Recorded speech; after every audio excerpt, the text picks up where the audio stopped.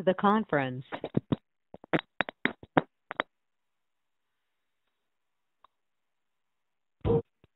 Please announce yourself. Ken Van Tour, Korea Guitar. Hey there, how you doing? Good, how are you doing? I'm all right. You got a show soon. Yeah, a couple hours we go on at 8 o'clock. It's 5:30 here now. Well, I really appreciate your taking the time for this then. Thanks so much. Oh, yeah, no problem. How's the tour going?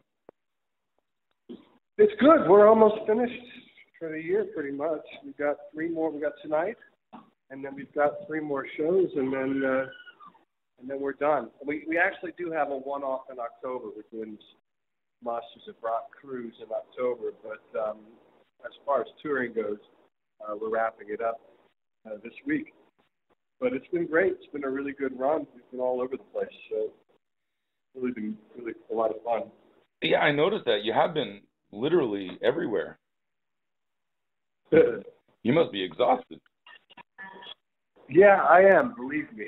I've definitely gotten to that point where I'm ready to take a little hiatus and regroup and look at what's next and all that sort of thing. You know, I've written a lot of songs lately, and so I'm looking forward to getting in the studio and recording some of the stuff that I've written. So we'll see. Solo stuff or Winery Dog stuff? Solo stuff, yeah. It's stuff that I've been writing for a while. You know, I'm always writing. I always come up with ideas. I document them, and but I haven't really had a chance to really finish anything because of all the touring I've done. So now that the Winery Dogs is ending the tour cycle, I'll be able to go in and look at all this stuff and figure out what's good, what's worth recording, what is not worth recording, and so on. And then eventually, if I get enough things that I like recorded, I'll put out another solo record and go back out and tour on that. That'd be the likely plan of events, but you know, you never know. I try not to think too far ahead of myself. Right. Oh, fantastic. I just wanted to ask you a few questions about your past and then get into the Winery Dogs, if that's okay. Sure. I want to go way back to the very beginning. Your first album with Shrapnel, Richie Kotzen. Yeah. The Shrapnel label was pretty cool back then, and your album was produced by Jason Becker. I just wonder if you could tell us what you remember about that time. Well, being pretty green, you know. I mean, I've never done a full before, and I had done an EP with my band that I had back in Philadelphia, but this was the first time I was doing a full-on record. So, you know, I didn't really know much about the process. So Mike Varney was going to produce the record, and he was busy and couldn't be at the studio every day. So it was Mike Varney and Jason Becker that co-produced it. And Jason was really with me every day to make sure that, you know, things got done, and, you know, a lot of things I didn't know anything about, you know, and he really kind of educated me. He had already made 2 records prior, so he had already been through the Shrapnel machine. Right. And so it was a lot of help for me, you know, to get through that. But, you know, shortly after that record, I mean, even right around the time that I actually got signed to Shrapnel, I knew that I didn't want to be necessarily making instrumental records. You know, that was my break at the time, and those songs were songs that I had written when I was 16, 17 years old. So by the time I actually got signed and got out there to record it, you know, my taste had changed a lot, and I knew that on the second record I wanted to do something with vocals. And originally on the second record I was going to have an outside guy sing the music that I wrote, but then in talking with the label, they convinced me that I should sing. And I had done, you know, singing live before, but for some reason I never thought to sing my own music. And so that was my first attempt on that second record. And And from there, I just kind of evolved. So it's weird in a lot of ways. I feel like my second record is really my first real record, because on the first record, it was so far removed from who I really was at the time. And so, but, that's just the way it goes. You write music and, it sits around and eventually you record it. Now it's different. Now when I write something, I record it right away. So, technology's different. But, right. Yeah, that's what I remember from back then. How did singing change your approach to guitar playing? Well, it changed everything because what?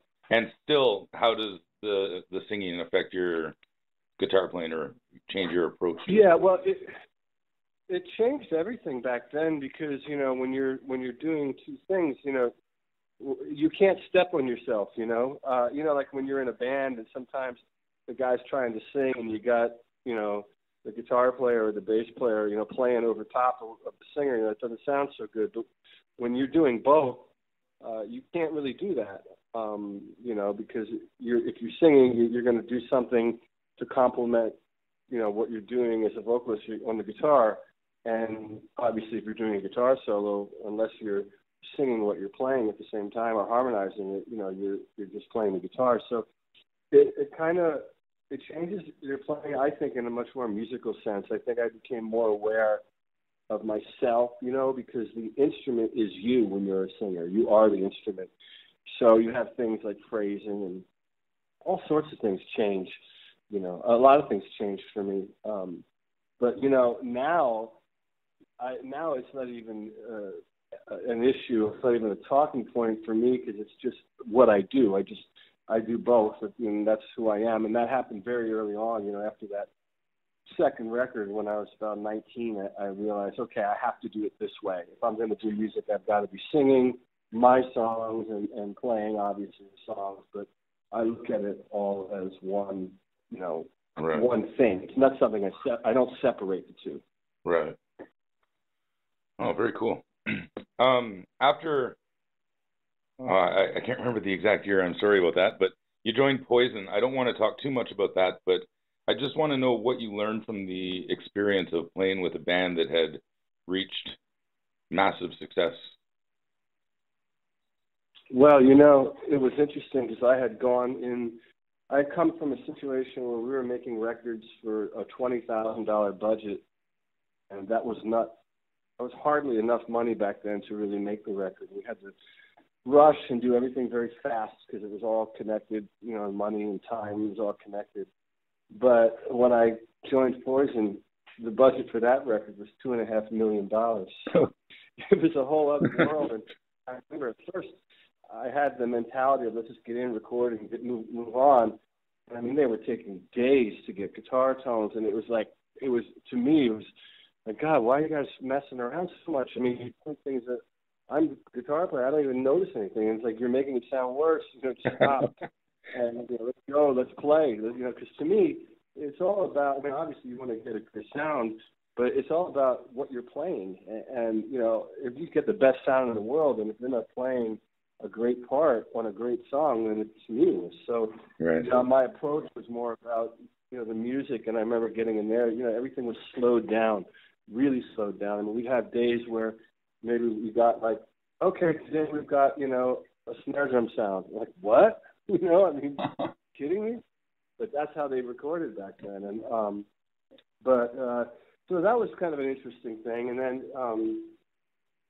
as far as those guys directly, I mean, they were all about, putting a show on, and that was a big part of their appeal was seeing them live because, they're interesting and great showmen. And so, that stuff that I was aware of from them. And also, they were really pop songwriters. I mean, Poison was classified as a glam rock band, but if you really think about their songs and the approach to how they wrote them, they were writing pop songs. They had numerous top 10 hits back then. When I joined the band, they had already sold almost 20 million records at the time. So they were established, and they were known for a very specific thing. When the record that I did, they were looking to go in a different direction, and they wanted someone that had their own voice and also was a writer. And I brought in a bunch of songs that were mine. At least 4 or 5 of the songs on that record were my songs, and the rest of them were ones that I co-wrote with the guys. So it was fun for me. I really enjoyed it, but I knew all along that it was a temporary situation. Oh, really? Well, yes, because I was signed, before I joined Poison, I was signed to Interscope. They picked up my contract, and so I had made 3 solo records, and then Interscope picked me up, and I spent a year in LA writing and recording songs, and then we had a falling out because of disagreement in what kind of record I wanted to make. I wanted to do a very specific kind of record because I knew who I was artistically and what I wanted to do. And they were really headstrong and wanted me to be this kind of, hard rock guy with a guitar. And I just didn't really have any sort of inspiration or desire to do the kind of music they thought I should be doing. I wanted to do the music that I was writing. And so we had a falling out. And then right at that same time, I was approached by Poison. But after I left Poison, I went back, and I was at one point I was going to re-sign with Interscope, and I ended up signing with Geffen. And I did my 4th solo record in 1994. Wow. Yeah, I was looking at your solo record discography. There's about 20 of them. Yeah, there's a lot of records there, and I don't know how to count them because some of them are under a different name. I have one thing called Wilson Hawk, but it's still really me. And, right. When I did that record, I just wanted to, do something to take my name off of it because whenever you do music, people kind of pigeonhole you and you get caught with some stigmas and stuff like that. So I just wanted to do something where people would listen to it with fresh ears and then later ask who it was and have to discover that it was me. But I've got, that record, and then there's a band that I did. There was a collaboration thing called For the Deuce, and then I did some records with my friend Greg Howe. So there's all kinds of records out there, and I don't necessarily always know how to classify them as solo records or not, but there's definitely 20, at least 20. I was going to ask you about that. How do you pronounce it? Vertu? Yeah, Vertu. With Stanley Clarke. There's not many guitar players that can go from playing with Poison to playing with Stanley Clarke. What was the mindset? Yeah, no. Like, how do you prepare for something that different from what you normally do? No, you really don't. I mean, there's no preparation there. Really, what happened was Alan Holdsworth was playing with Stanley, and he was going to be in that band, and he left. And the reason they told me he left was because they wanted to do acoustic. They wanted to have an acoustic element, with Stanley playing upright bass and me playing acoustic guitar and that sort of thing. And so he didn't want to be involved with that aspect of things. He just wanted to play electric. And this is what they told me. So he left, and the manager of Stanley at the time was someone that used to manage me. And so he played Stanley a record that I did with Jeff Berlin and Greg DeSonet. And Stanley liked it. He wanted me to come to the audition. So I went down and I auditioned with them. And I played for about 2 hours. And they ended up liking the way I sounded. And so they asked me to join the band. But really, there's no preparation because it's like it was a thing that, like, I did something just by instinctively how I play that resonated with them, and it's what they were looking for that particular project. So it doesn't necessarily mean that I'm the perfect guy to play in every situation, but in that particular scenario, whatever it was that I did in that audition was what they were looking for. So there really wouldn't be any preparation. Right. It's a fantastic album. I love that album.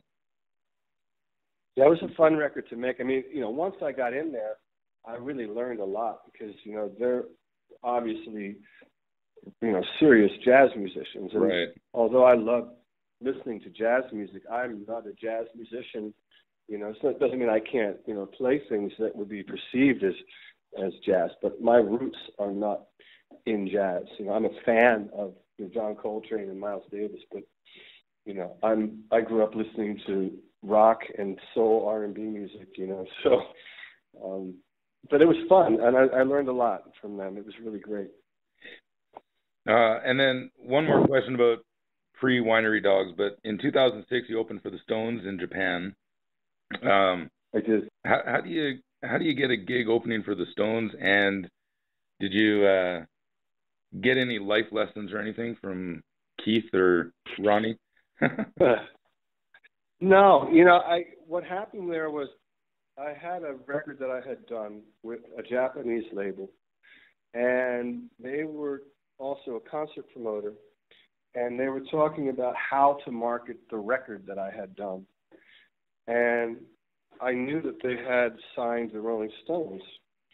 And so I said, well, I mean, to me, a great way to promote it would be to get me to open a slot on the Stones tour. And somehow these guys were the ones in the business, but they didn't think of it. They're like, oh, well, yeah, that's a great idea. Like, well, go to work, you know, make it happen.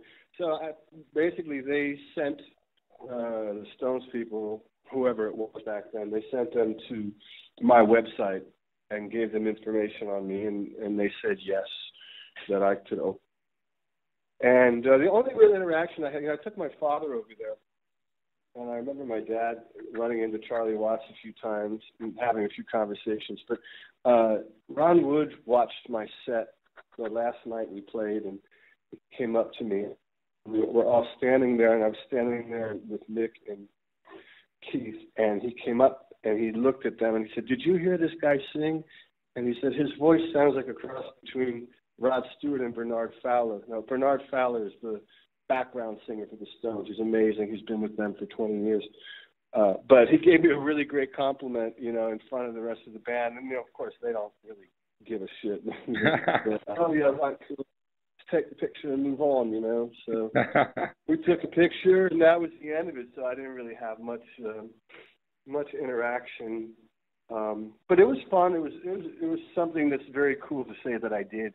You know, it definitely didn't translate into anything beyond just having done those 6 shows.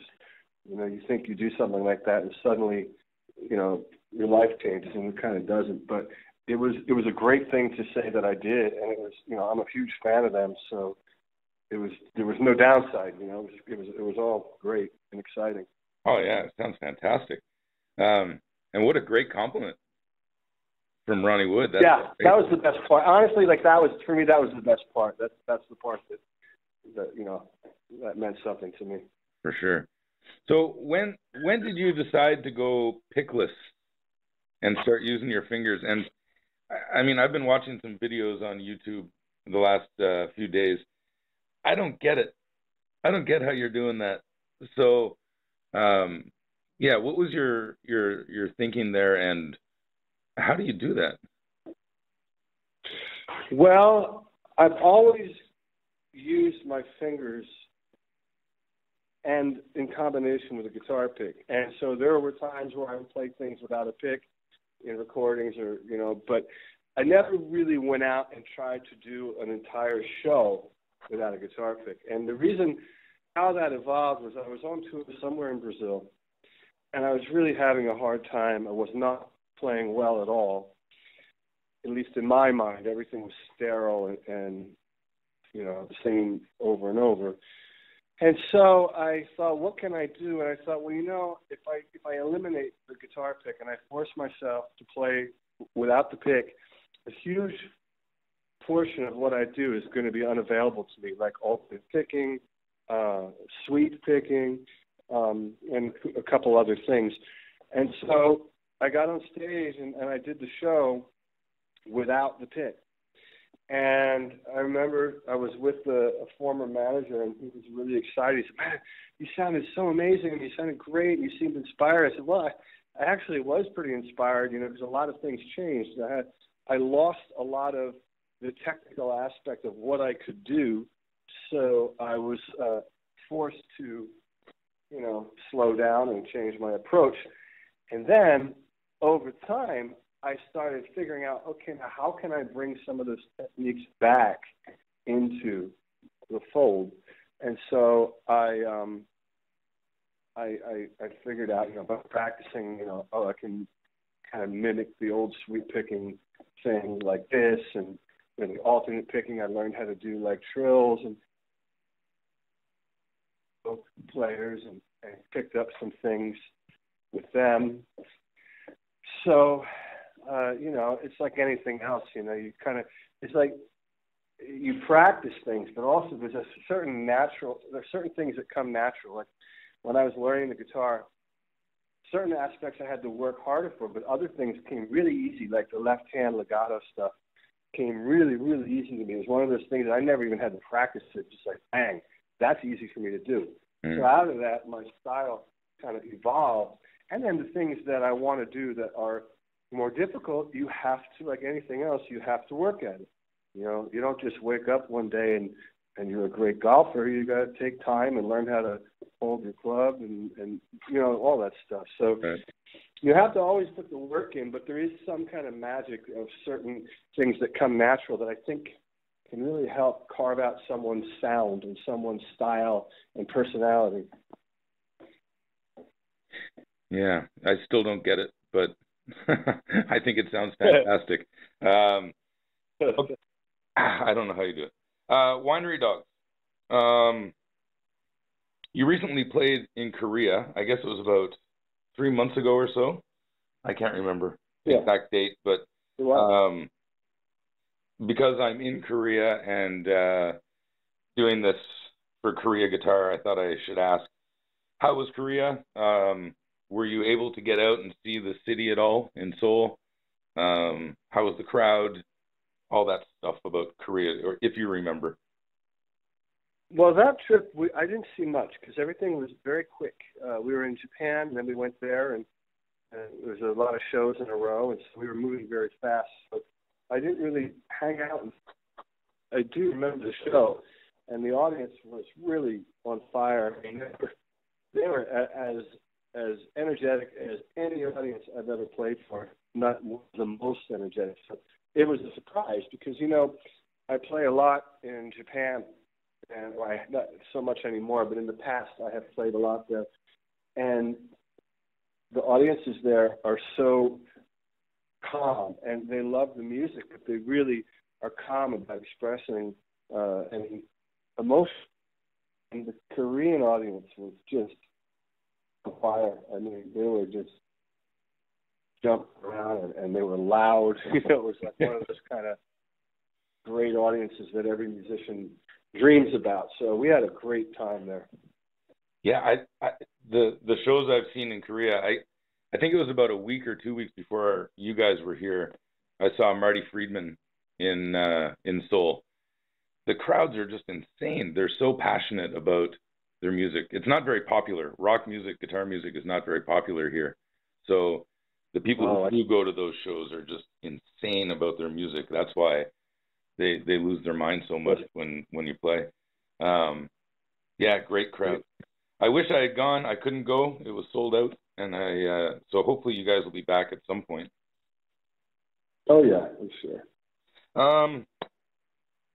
What's your typical pre-show routine? I mean, right now you have about 2 hours until showtime. What do you do to get ready before you play a show? Wow, I wish I had some kind of great answer, but lately I've been doing nothing. I mean, I get dressed, I wear whatever it is that I'm going to wear on stage, and, I make sure my guitar is in tune. I have somebody to do that for me. I'll play a few runs, and I'll do, I'll sing a line or two to make sure my voice feels right. And if something doesn't feel right, that's really the biggest thing that I focus on. If something doesn't feel right with my voice, then I'll have to figure that out, which oftentimes means running some very specific kinds of warm-up exercises. But knock on wood, I have to find something to knock on. on these last couple of shows, I haven't had to do anything. I mean, I just literally get dressed and put my guitar around my neck and walk out and do the show. And I think what's happened is we've been touring so much, and I've been doing so many shows that, you know, my voice is just conditioned and ready to go, you know, most of the time. Right. So, because I'm thankful for that, because years ago, to do as much live performing, I really did have to really warm up the voice, you know, for at least, you know, 45 minutes to get it going.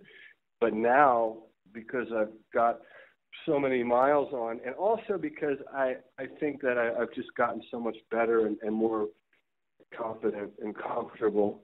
You know, there's not much that I have to do before I go on to play. Ah, well, that's kind of good though. That means that everything's going well, for sure. Yeah. The Winery Dogs are really, really good with social media, I've noticed recently. How important is social media to you? Facebook, Twitter? Do you use it much, or do you just let the other guys in the band do it? Well, you know, we all do it at different levels. You know, I know that Billy and Mike are really, really aggressive with social media, and I noticed with Billy, as time went on, he seems to be posting more and more, and it's great because it gives people an insight into what's going on. I post a lot too. I use Instagram, and that just kind of goes out to my Twitter and my Facebook, and I like it. I think it's a great way to stay, you know, connected to the people that are buying your music. And what I also like is the idea that I can make a record or a song at any time and release it to my fan base whenever I want. I mean, I think that's just amazing. You know, no longer do I have to be, you know, dependent upon a record label then to tell me what I can and can't do. It's like my worst nightmare, you know. There's no fun in that. There's no art in that. It's like, okay, if you're an artist and you're making music, you want to be able to share it with everybody when you want to share it. So that's the great thing about it all. Yeah.